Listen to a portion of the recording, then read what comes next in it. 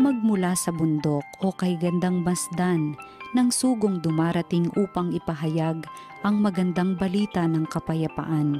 Ipapahayag niya ang tagumpay at sasabihin, Sion, ang Diyos mo ay hari. Narito, sisigaw ang nagbabantay. Dahilan sa galak, sama-sama silang aawit. Makikita nila ang Panginoon sa Sion ay babalik. Magsiawit kayo, mga guhong muog nitong Jerusalem, pagkat ang hinirang ng Diyos na Panginoon ay kanyang inaliw. Tinubos na niya itong Jerusalem sa lahat ng bansa. Ang kamay ng poon na tanda ng lakas ay makikita ng mga nilalang at ang pagliligtas nitong ating Diyos tiyak na mahahayag. Ang salita ng Diyos. Kahit sa ay namamalas, tagumpay ng nagliligtas. Umawit ng bagong awit at sa poon ay ialay, pagkat yaong ginawa niya ay kahangahangang tunay. Sa sariling lakas niya at taglay na kabanalan, walang hirap na natamo, yaong hangad na tagumpay. Kahit sa ay namamalas, tagumpay ng nagliligtas. Ang tagumpay niyang ito'y siya na rin ang naghayag. Sa harap ng mga bansay nahayag ang pagliligtas. Ang pangako sa Israel lubos niyang tinutupad. Tapat siya sa kanila at ang pag-ibig ay wagas. Kahit sa ay namamalas, tagumpay ng nagliligtas. Ang tagumpay ng ating Diyos kahit saan ay namalas. Magkaingay na may galak yaong lahat sa daigdig. Ang poon ay buong galak na purihin sa pag-awit. Kahit sa ay namamalas, tagumpay ng nagliligtas. Sa saliw ng mga lira iparinig yaong tugtog, at ang poon ay purihin ng tugtuging maalindog. Tugtugin din ang trompeta na kasaliw ang tambuli, magkaingay sa harapan ng poon na ating hari. Kahit sa ay namamalas, tagumpay ng nagliligtas. Pagbasa mula sa sulat sa mga Hebreo. Noong una, nagsalita ang Diyos sa ating mga ninuno sa iba't ibang panahon at sa iba't ibang paraan sa pamamagitan ng mga propeta. Ngunit ngayon, siya'y nagsalita sa atin sa pamamagitan ng kanyang anak. Sa pamamagitan ng anak ay nilikha ng Diyos ang sansinukob at siya ang itinalaga niyang magmay-ari ng lahat ng bagay. Ang anak ang maningning na sinag ng Diyos, sapagkat kung ano ang Diyos ay gayon din ang anak. Siya ang nag-iingat sa sansinukob sa pamamagitan ng kanyang makapangyarihang salita. Pagkatapos niyang linisin tayo sa ating mga kasalanan, siya'y lumuklok sa kanan ng Diyos, ang makapangyarihan sa lahat. At kung paanong higit na dihamak ang pangalang ibinigay ng Diyos sa anak, gayon din, siya'y higit na dihamak sa mga anghel, sapagkat hindi kailanman sinabi ng Diyos sa sinumang anghel, Ikaw ang aking anak, ako ang iyong ama. Ni hindi rin niya sinabi sa kanino man sa mga anghel, Ako'y magiging kanyang ama, at siya'y magiging anak ko. At nang susuguin na ng Diyos ang kanyang bugtong na anak sa sanlibutan ay sinabi niya, dapat siyang sambahin ng lahat ng anghel ng Diyos. Ang salita ng Diyos. Salamat sa Diyos. Ang simula ng mabuting balita ng Panginoon ayon kay San Juan. Sa pasimula pa'y naroon na ang salita, kasama ng Diyos ang salita at ang salita ay Diyos. Kasama na siya ng Diyos sa pasimula pa. Sa pamamagitan niya, nilikha ang lahat ng bagay at walang anumang nalikha ng hindi sa pamamagitan niya. Mula sa kanya ang buhay, at ang buhay ay siyang ilaw ng sangkatauhan. Nagliliwanag sa kadiliman ng ilaw at hindi ito kailanman nagapi ng kadiliman. Sinugo ng Diyos ang isang tao na nagngangalang Juan. Naparito siya upang magpatotoo tungkol sa ilaw at manalig sa ilaw ang lahat dahil sa patotoo niya. Hindi siya ang ilaw, kundi naparito siya upang magpatotoo tungkol sa ilaw. Ang tunay na ilaw na tumatanglaw sa lahat ng tao ay dumarating sa sanlibutan. Nasa sanlibutan ang salita, nilikha ang sanlibutan sa pamamagitan niya, ngunit hindi siya nakilala ng sanlibutan. Naparito siya sa kanyang bayan, ngunit hindi siya tinanggap ng kanyang mga kababayan. Ngunit ang lahat ng tumanggap at nanalig sa kanya ay pinagkalooban niya ng karapatang maging anak ng Diyos. Sila nga'y naging anak ng Diyos, hindi dahil sa isinilang sila ayon sa kalikasan, ni sa pita ng laman o sa kagagawa ng tao. Ang pagiging anak nila ay buhat sa Diyos. Naging tao ang salita at siya'y nanirahan sa piling natin.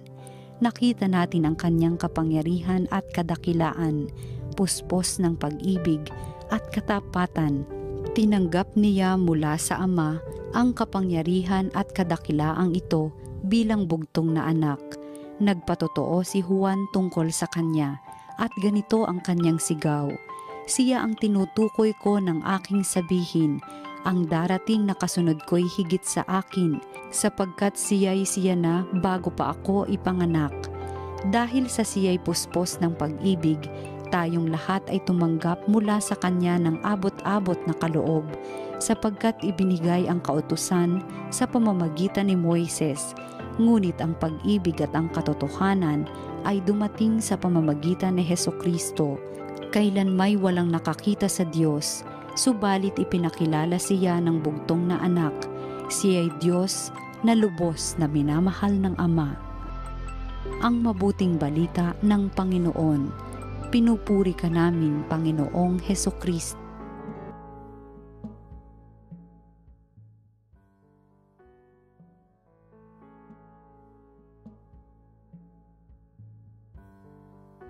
Magandang araw ng Kapaskuhan, mga kapatid sa pananampalataya, mga kapanalig.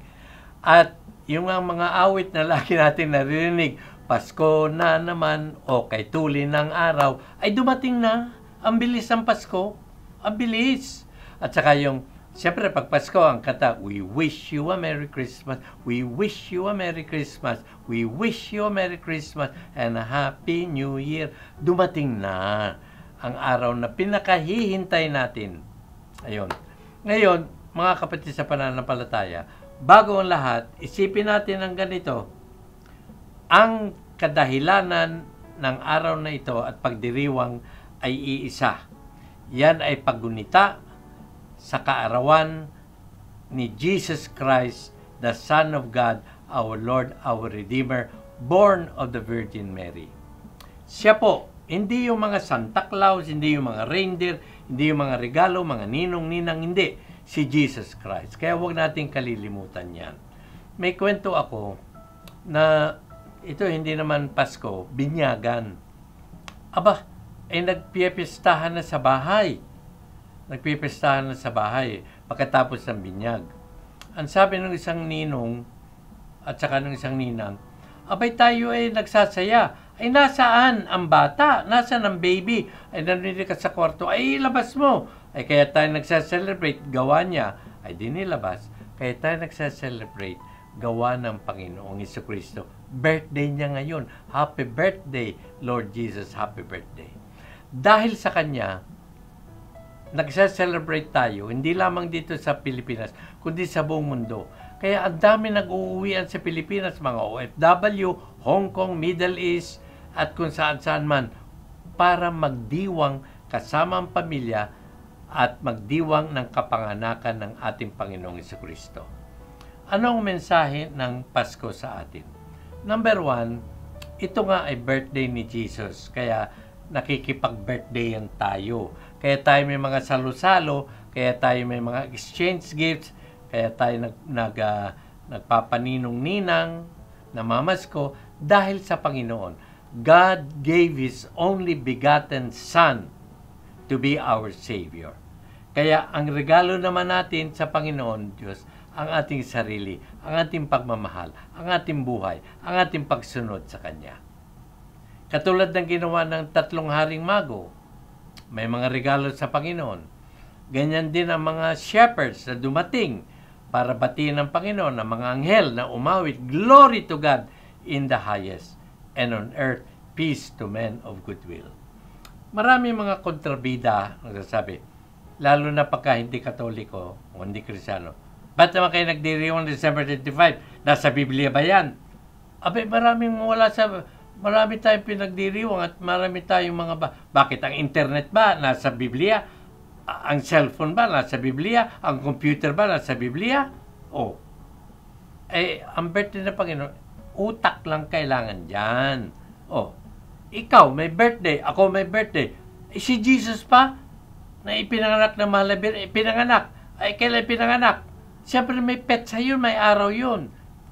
Sabi, hindi naman niyo alam kung talaga kailan pinanganak. Hindi nga, kaya nga dinesignate yung December 25. Na kung bibilangin mo pa atras, ay darating ka sa Annunciation of the Blessed March. Di 9 months, March 25, December 25. Yan po. Kaya ngayong araw na ito ay special sa atin, birthday of our Savior. Nagagalak tayo, nagsasaya tayo, nagtitipon-tipon tayo, at huwag kalimutan ang pagsimba at ang pagbibigay ng pagmamahal sa Panginoon. Ang huli kong kwento ay ganito. May 3 bata dumalaw sa Belen. Ang sabi ng isa, "Naku, kawawa naman itong sanggol na si Jesus. Giniginaw, nilalamig." Ang ano kayang gagawin ko? Ang sabi niya dadagdagan ko ng dayami para hindi siya malamigan. Ang sabi naman ng isa, ay huhubarin ko yung aking sweater at ipapatong ko sa kanya para hindi siya malamigan. Ang sabi ng mga ikatlo, itong gagawin ko sa kanya. Kukunin ko siya, ilalapit ko siya sa aking dibdib, sa aking puso, at ipaghehele ko siya. At yung init ng aking pagmamahal sa kanya, ang kanyang madarama. Ang hinahanap po ng Panginoon, hindi ginto, hindi diamante, hindi lupa, hindi apartment. Ang hinahanap na regalo ng Panginoon ay ang ating pagmamahal sa Kanya. Love. For God so loved the world that He gave us His only begotten Son. Emmanuel, kapiling natin, kasama natin, kaagapay natin. Hindi tayo pababayan, hindi tayo iiwanan, hindi tayo tatalikuran. Yan si Jesus Christ, ang ating mananakop. Kaya sabay-sabay natin sabihin, Lord Jesus, happy birthday. Lord Jesus, we love you. Lord Jesus, we trust in you. Lord Jesus, be our Savior now and always. Amen. Happy birthday, Lord.